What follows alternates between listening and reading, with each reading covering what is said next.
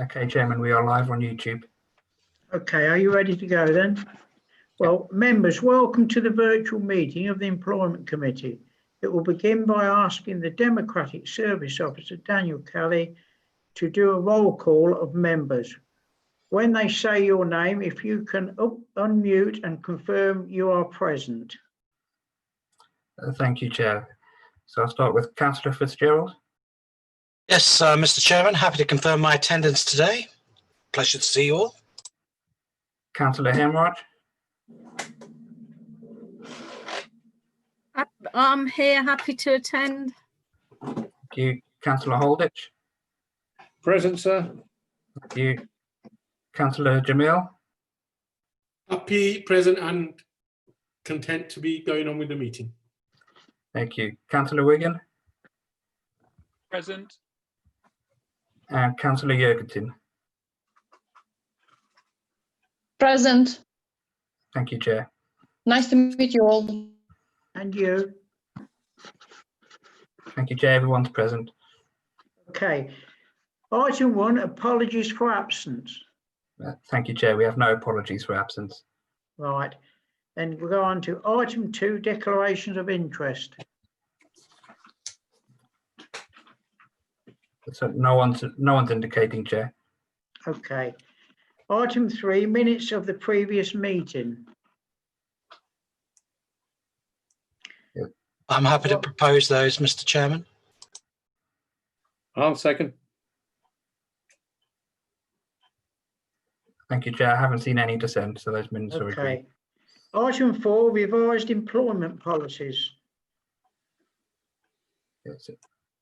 Yes, so then, Chair, if you just want to ask Mandy and Karen. Oh, yes. I'll pass over to Mandy Pullin, Assistant Director of HR and Developments, to open, and Karen Craig, Senior Policy Advisor, will present the report. Are there any comments from members?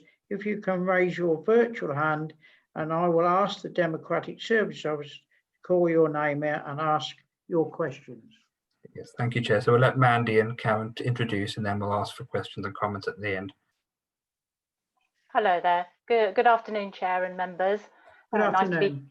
Nice to be together again in this committee. It's been some time, although somewhat different meeting in this way. So, Chair, just as a result of either statutory changes, recommendations from another committee, and indeed the introduction of one new policy, which was driven by Unison, working collaboratively with members of my team, the report before Employment Committee today sets out the updates, and Karen, our Senior Policy Advisor, is going to summarise the changes for the committee to consider, and of course will equally introduce the new policy. Just for information purposes for the committee regarding the Code of Conduct and the Gifts and Hospitality Policy, the Constitution and Ethics Committee were asked to review the policy following the routine audit recommendations in this area, and also to split the policy into two. This work was led by our legal colleagues and has subsequently been approved by the committee, but of course this requires Employment Committee's consideration and approval before we implement. I now hand over to Karen in order to provide a summary for the committee. Thanks, Karen. Thank you, and good afternoon, everyone. It's good to see you all. So basically, we have quite a variety of different policies before you today.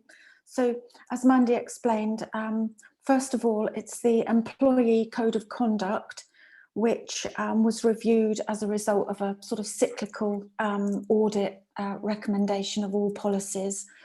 And as Mandy confirmed, the Code of Conduct and the Gifts and Hospitality Policy used to be in one document, and it was recommended that we actually split them into two so that each had more sort of prominence. So before you will see the Code of Conduct. I'll talk about that briefly. Basically, the content of this hasn't changed significantly, but the style has. It's been brought up to date. And the sort of the two main changes that I would highlight to you are two new sections. One is for employees' relationship with the media, and the other is employees' relationships with members and political neutrality. So that that wasn't covered as clearly as it was believed necessary in the original Code of Conduct. So as I say, although it looks as if there's an awful lot of changes to the document, it's more a question of refashioning the style of the document so that it was easier to read and follow. Moving on to the gift and hospitality policy, which, as I said, used to form part of the Code of Conduct. Again, that hasn't changed. The principles within the policy have not changed. It remains the case that fundamentally employees shouldn't do anything that might give rise to an inference that they've been influenced by any gift, any prize or hospitality that they've been given. And that remains the case. It's just that now it has its own standalone policy. It's also got slightly different governance within it. And it's very clear that the line manager would make a decision about any very small gift that might be offered. For instance, a table calendar or something, something of very, very little value. And a central record then has to be kept so that we record every single gift or amount of hospitality that comes into the organisation. Okay, so that's the first two. We then move on to shared parental leave policy. Now, this is a very complex sort of area. And what we've tried to do continuously is improve our policy documents so that it is easy for employees to understand and which will then, we hope, make it more likely for them to take up this opportunity if they feel fit. So what we've actually included in there now is a flow chart so that you can sort of see what you have to do when. And we've also clarified some of the notice requirements about when you have to ask to take the leave and when you can return. So again, we haven't made any fundamental changes to that policy. It's just about clarification. And as we've all become to understand it more, we've been able to express that in a way that we think may be easier for managers and staff to understand. We then move on to our new policy, which we're delighted to have now. This was very much driven by Unison, and we worked together with Unison to draw up a policy that its main objectives are to ensure that we have an environment where colleagues can raise discussion with their manager about any issues that they're having as a result of the menopause, if necessary. It's to raise the knowledge levels amongst managers and ultimately to reduce any absence that may have been caused by menopausal symptoms. So that is a brand new policy that we haven't had before, and we're very thankful to Unison for the work that they've particularly have done on that. Then completely different again, we move on to our time off policy. We have one policy that incorporates all the different types of time off that employees can have. And the first change that we're proposing is in respect of special constables and employees that may choose to apply to be a special constable. In the existing policy, there is no paid time off that the council give to special constables to undertake their mandatory training. We obviously, if they have to attend court, then they would be given paid time off. But we are proposing to you today that we allow any employee that wants to take up the role of special constable 5 paid days off in the first year of being a special constable for their mandatory training, because they can't be a special constable without undertaking the mandatory training. And we would like to feel that we are supporting them, obviously, and the city by allowing them to have that leave as paid. And then we're proposing that thereafter, so after their first year as a special constable, that they can actually have 3 days paid to either take further training or just to sort of assist them if they're asked to do special constable duties on what would be one of their normal working days. So the proposal there is for members to agree to the addition of those those paid days off. The other change to the time off policy is a statutory change. As you'll recall, we inform members of Employment Committee about statutory changes, but they're outside of our jurisdiction at the end of the day. Obviously, they're changes that we have to accept. And the one that came in from April 2020 was the addition of parental bereavement leave. So 2 weeks shared parental leave and shared parental leave pay for somebody who found themselves in that very difficult situation. So that is now incorporated into our time off policy. And then finally, we have some changes to our maternity policy, and they're 2 completely different changes. The first one is we are signed up to the Armed Forces Military Covenant as an organisation, which I'm sure you're aware of. And as part of that sign up, we need to confirm that if a mother on maternity leave has received the contractual maternity pay and then is not able to return to work because her partner is posted and so she has to leave the area, then we would not ask for that pay to be repaid. So basically for any other woman, we ask them to confirm whether they will be returning to work, and if so, we give them an element of maternity, extra maternity pay. It's an additional 6 weeks full pay. So this is the only example where we would say that we would not expect that to be repaid if the employee was ultimately asked, they ultimately had to be moved to another area, and she didn't know that when she'd claimed the pay.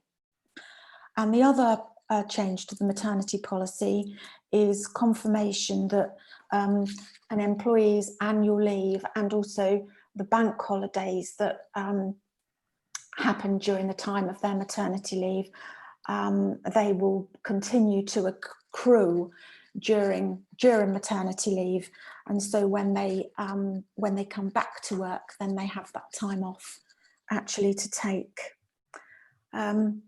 I've tried to keep that brief and to concentrate on the points that I think you really need to sort of focus in on.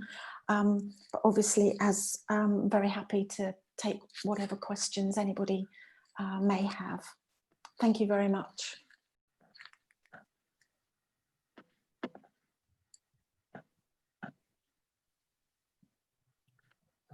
Thank you, Chair. I can see Councillor Fitzgerald has raised his hand. Yes, I want to ask a question about relationships. It comes under 11. There may be some other stuff as well, but I won't hold the forum here. So I'm aware that in the past it talks about relationships within departments, etc., with other colleagues. But what about relations with members, by the way? Is there anything on that, or have I missed it? Because I know it has happened. Yes, I'm not actually sure that there is. Well, I couldn't see it, but I could. Well, all I would say to you is that I am aware in the past that there has been occasions where members have had relationships with members of staff or vice versa, and that has led to some cause for concern. So, and it would be the similar concerns as expressed in the policy about, you know, I'm not saying you should never date anybody or never get married or never meet anybody, but I think you've covered off what might happen. It can either be approved or somebody has to move. But in the case of members, unless it's covered under the member officer protocol, but I don't know. I just wondered, is there anything in that, or is that something you should consider as to the same implications of those relationships if it was an officer-member relation? Because I know it has happened. Yeah, I mean, there's an awful lot about personal relationships and ensuring that you've actually reported any personal relationship to your director. Quite often they're not, but Right, yeah. everybody knows about it.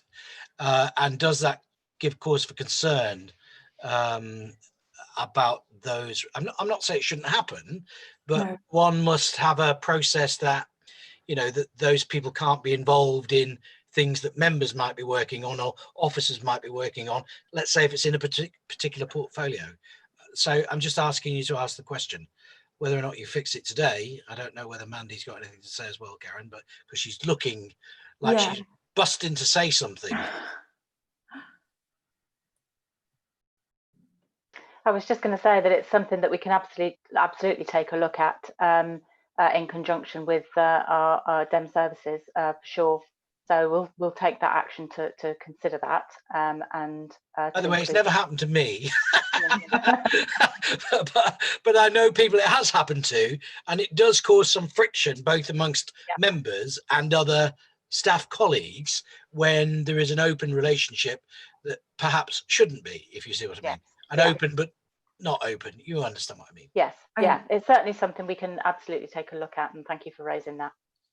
But my understanding is that at the moment there is nothing in writing at all to say that shouldn't be that shouldn't be allowed, or that we would have to move anyone. But we can certainly look at that.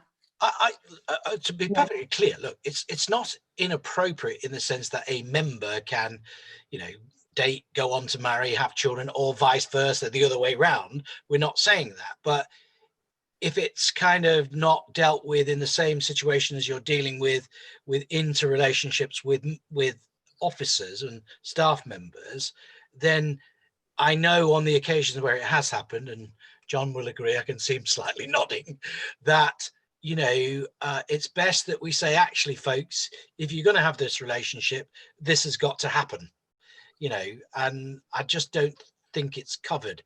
Now, if it needs to go in the members' policy, that's fine, but also a member of staff starting, there are only 60 of us, so, it's not great numbers, but I know it has happened on probably at least 2 or 3 occasions I'm aware of.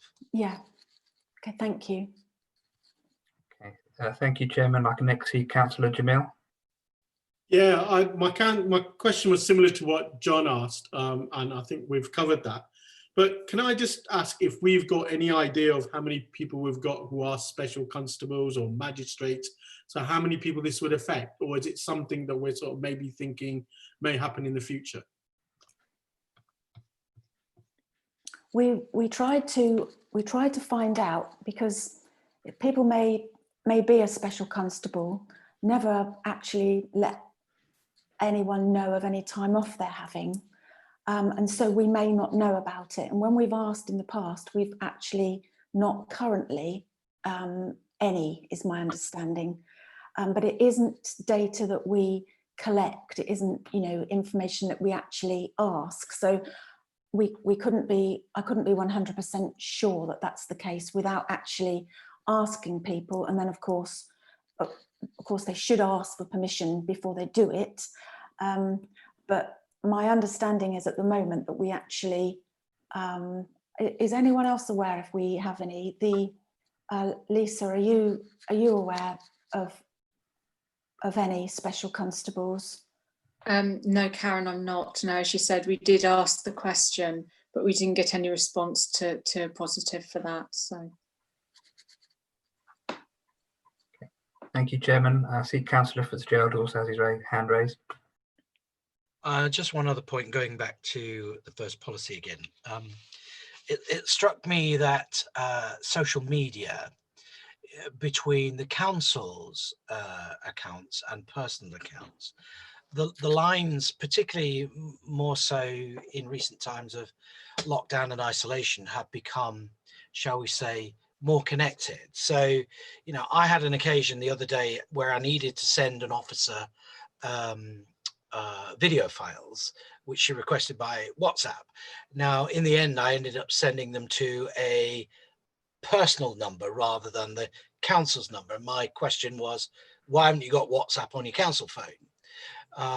The other thing is where, we have officers using phones. We talk about loading software. So I'm talking about things like WhatsApp or Facebook or Instagram, or all the things that you can have on your phone, whether it's your council phone or council device, but you can switch between users, if you see what I mean, different accounts. So on my personal phone, I have my councillor account, as it were. It's not a council, but councillor, and my personal. So I just want to know, have you given thought about the increasing reliance on social media and software that we're all using day to day? I'm also thinking of saving the council money, because I wouldn't want, us issuing phones or equipment specifically to do that, when the sensible thing is put it on one device.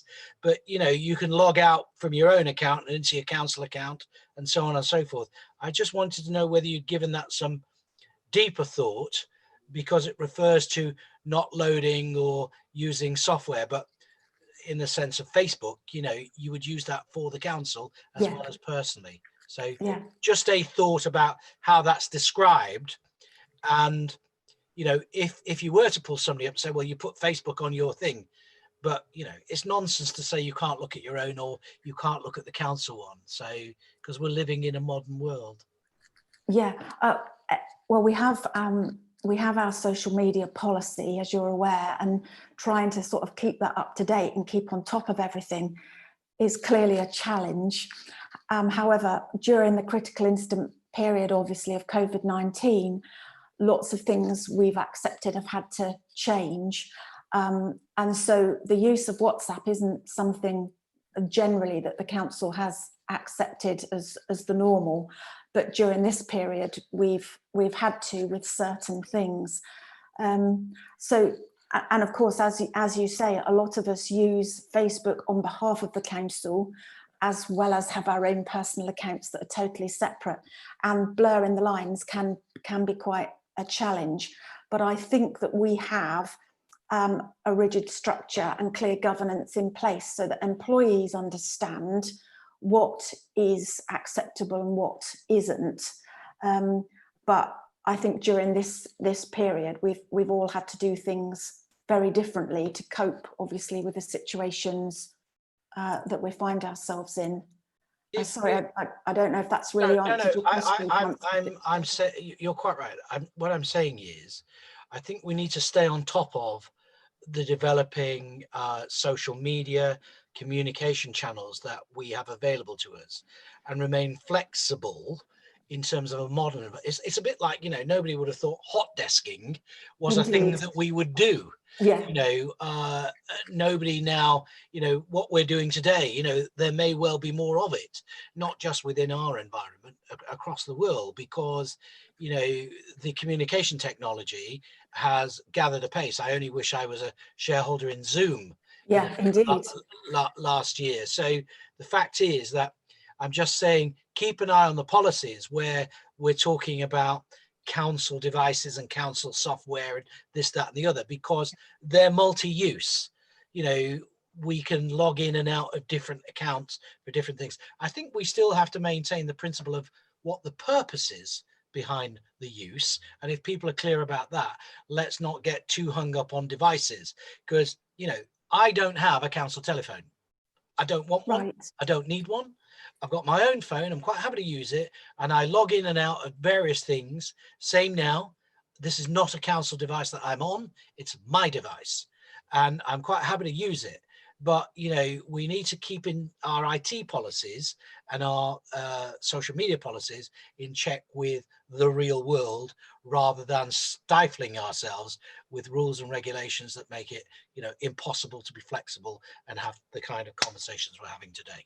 Yeah, what I'll do is have a look at the social media policy and ask somebody sort of in that area to review it, to make sure we are covering off everything currently. Yeah, I only picked it up because it does make reference to, you know, software, but where the software is, for example, shared in terms of social media stuff, then that's at odds with what's being said, if you like. Yeah. Because you can't load Facebook twice on your phone, No. you know, or on your device. You log in and out. So if we've got that facility and that's clear that you're allowed to do that, it's still, common sense tells you that, you know, you still got to follow a proper protocol and messages and so on and so forth. So, and most employees that are using that would have a work phone on which to do it. yeah, I'm saying probably they shouldn't have, but we're not, because I'm trying to save us money, because, you know, if there's no need to do that, for example, you know, is the person allowed to put, you know, and access their council Facebook account on their own phone? I mean, they should be able to. I don't see why not, but I don't know whether it says that in the policy or not. No. Okay, thank you, Chair. I see no one else has indicated to speak. Right, so we go to the recommendations are to approve the 4 updated and 1 new employment policies. Policies are the Employees Code of Conduct, the Officers Gifts and Hospitality Policy, Shared Parental Leave Policy, Time Off Policy and Menopause Policy. Members, is this agreed? If not, can you please raise your virtual hand now? Councillor Jamil's just raised his hand.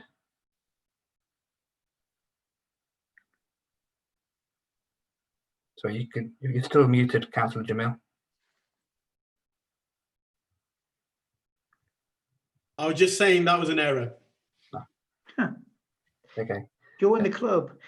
Okay. Thank you. Councillor Jurgentin's just raised her hand as well.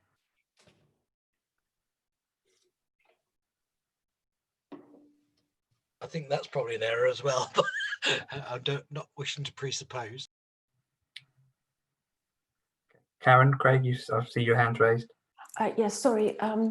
Could I ask Councillor Brown if that also includes the maternity policy, please? Yes, it will. I haven't got the Thank notes here, but and the maternity one, yes. Thank you very much. Sorry if we missed that off, Councillor Brown. It's not on my piece of paper. Thank you.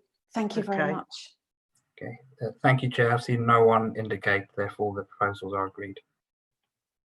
Right, so it's all agreed. So it's now, thank you, members. I will now bring the meeting to a close. Thank you. Okay. Thank you very much. Everybody enjoyed themselves? Lovely.